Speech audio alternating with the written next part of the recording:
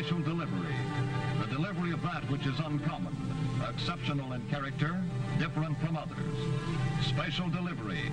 Army Air Forces style is designed for a particular function, but unlike other highly specialized functions, is not limited in range, aims, or purposes.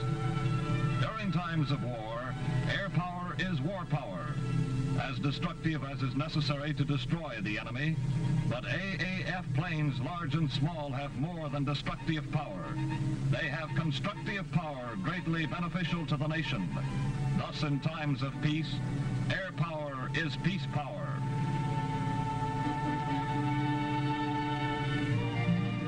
During war, instantaneous delivery was a daily function. Rear penetrations delivered at a moment's notice to assist pushing, back-breaking assaults of the ground forces sometimes meant the difference between victory and defeat.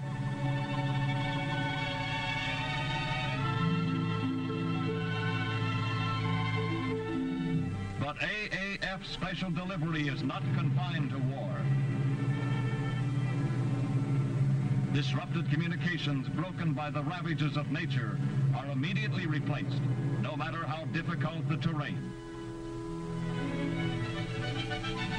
This same airplane was called upon to assist the late General Patton maintain the astounding speed of his history-making drive through Europe.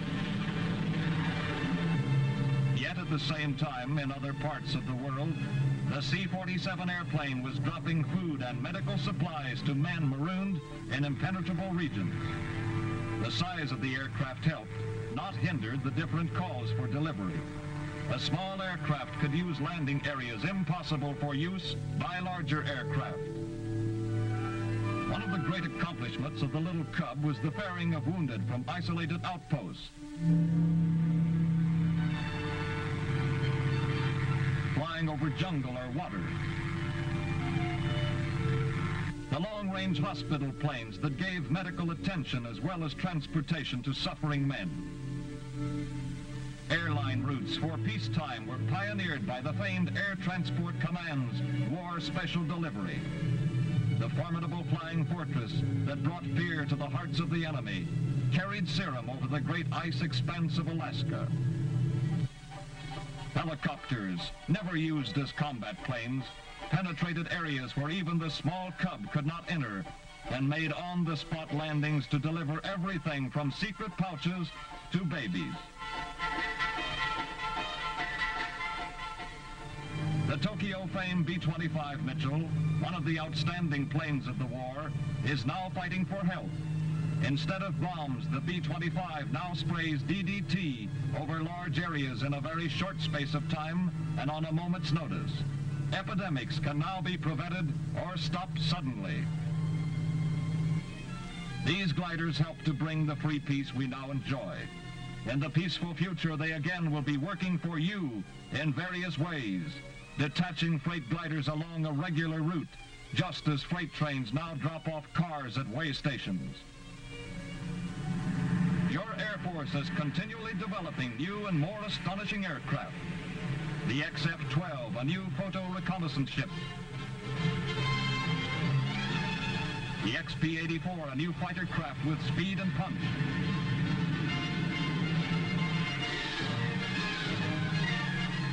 The small flying wing and the giant XB-35. The C-74, one of the world's largest. The AAF dreams of today will be the aircraft of tomorrow. The B-29, one of the most favored of our Sky Armada, spread long-range death and destruction on the Japanese enemy and proved the vulnerability of their home islands to air attack.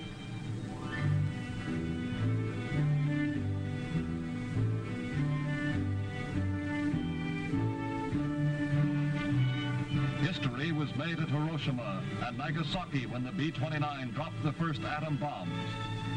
After the Japs were brought to their knees by this stupendous attack, the B-29 continued its history-making career by flying non-stop from Tokyo to Washington, D.C., accomplishing one of aviation's great feats. Special delivery of America's historic achievements was the destiny of the B-29. for the Army Air Forces next committed the giant B-29 Armada to science. Never before had such a mighty target been assembled beneath a bomb site. 73 ships in a 5-mile area. It was a bombardier's dream target.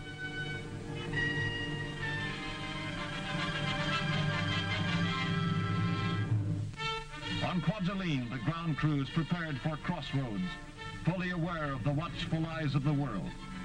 With calm precision, they checked the motors for last-minute adjustments. Each entire aircraft was given a final tune-up. Special equipment long kept under protective covers against the elements was brought out and installed. The last rehearsals are held with the drone planes, carriers of all kinds of scientific instruments for measuring the effects of the blast. The ground beep pilot takes the plane off the ground.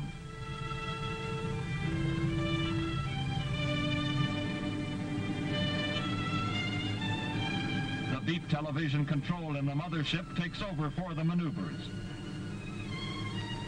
Finally, the drone is turned back to a ground beep control for a perfect landing.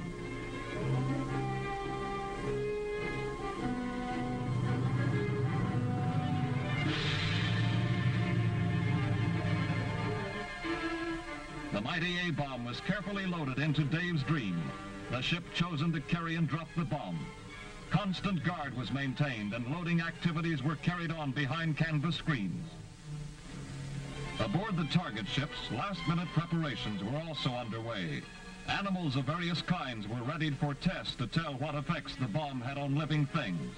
The sheep, first sheared, are then covered with ointment as protection against flesh burns. The effects of the bomb on these animals, while not conclusive, will furnish many clues as to the effect on human beings. Leaving their ships, many of them for the last time, crew members boarded barges bound for the observation fleet and safety.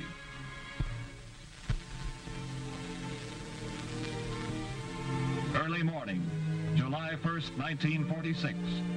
Able Day in the Pacific, D-Day of Operation Crossroads. One of the world's largest aircraft, carrying a tiny particle of atomic energy, speeded down the runway for science. AAF special delivery of man's most terrible secret, a delivery timed to the split second. Scientists, statesmen, military men, and John Q. public all over the world had turned their eyes toward Bikini. Many precautions were taken to prevent injury to the personnel.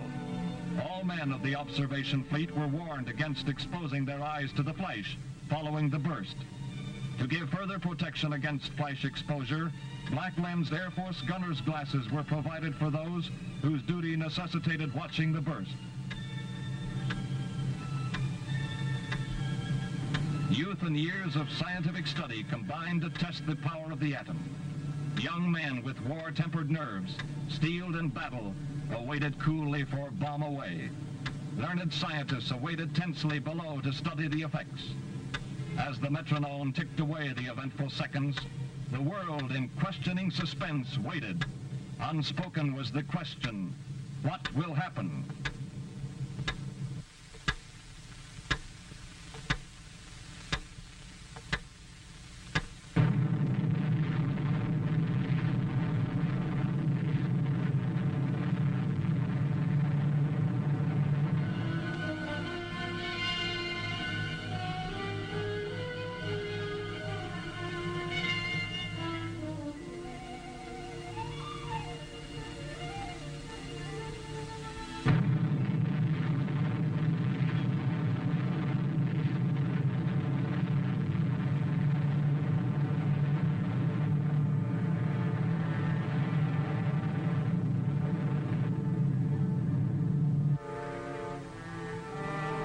Peeks into the power of the universe.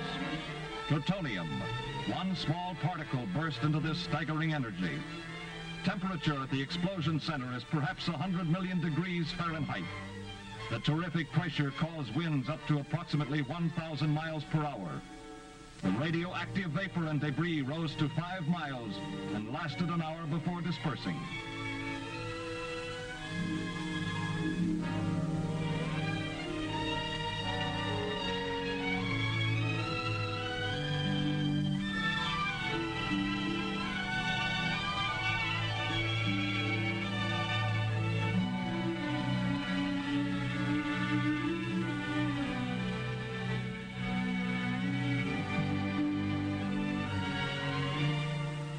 The inspection and salvage fleet moved cautiously toward the target area, testing for radioactivity with Geiger counters.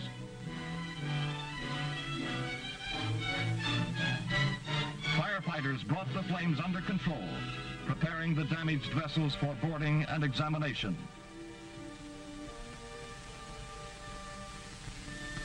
Scientific instruments were removed from the ships and given to the laboratories for careful study.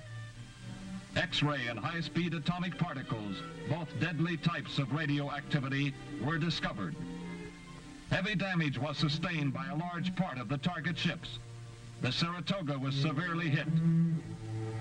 The Jap cruiser Sakawa was damaged so badly that it later sank.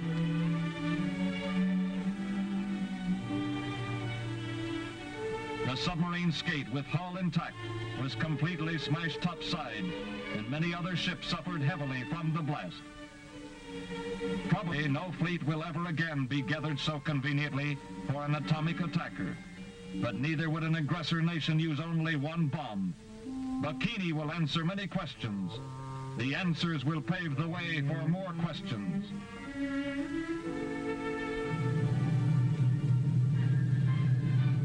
The never-ending stream of questions of the future can only be answered by continuous study today. Science seeks through research and development. Your air forces in war led the world in war power.